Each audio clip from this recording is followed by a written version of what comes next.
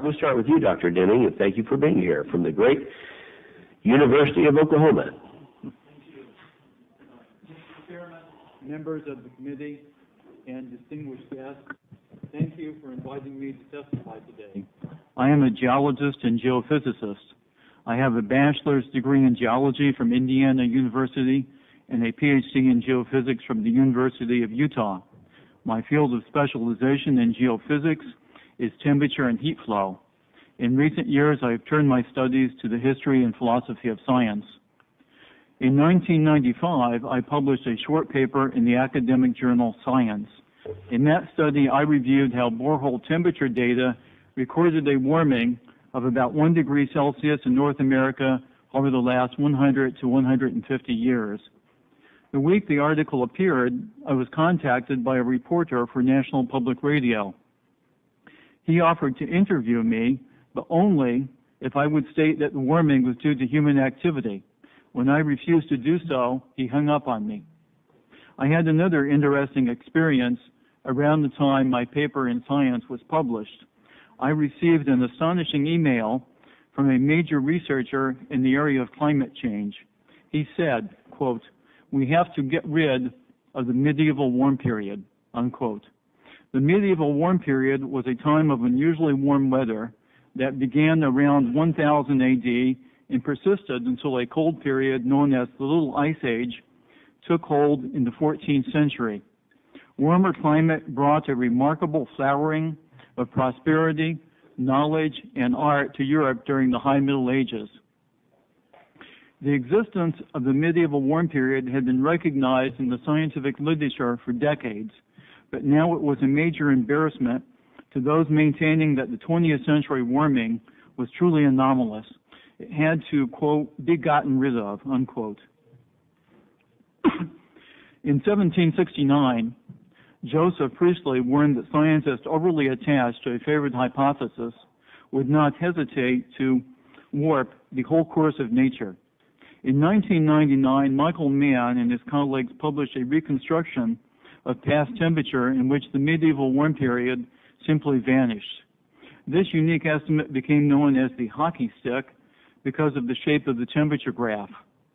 Normally in science, when you have a novel result that appears to overturn previous work, you have to demonstrate why the earlier work was wrong. But the work of Mann and his colleagues was initially accepted uncritically, even though it contradicted the results of more than 100 previous studies.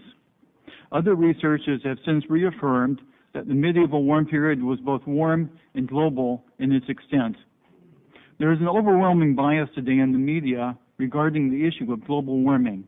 In the past 2 years, this bias has bloomed into an irrational hysteria. Every natural disaster that occurs is now linked with global warming, no matter how tenuous or impossible the connection. As a result, the public has become vastly misinformed on this and other environmental issues. Earth's climate system is complex and poorly understood, but we do know that throughout human history, warmer temperatures have been associated with more stable climates and increased human health and prosperity. Colder temperatures have been correlated with climatic instability, famine, and increased human mortality. The amount of climatic warming that has taken place in the past 150 years is poorly constrained, and its cause, human or natural, is unknown.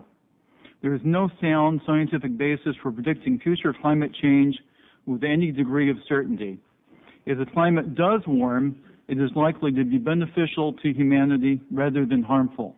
In my opinion, it would be foolish to establish national energy policy on the basis of misinformation and irrational hysteria. Thank you. He said, quote, "We have to get rid of the medieval warm period," unquote.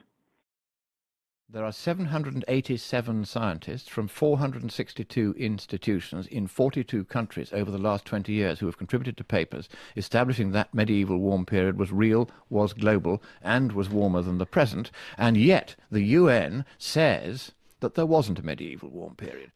That is the scientific consensus, if you do science by consensus, which the UN says it does.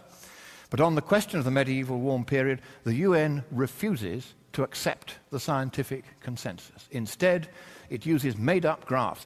And by the way, another example of the cover-up is if you go to the IPCC webpage, you cannot access the first and second reports anymore. They're gone.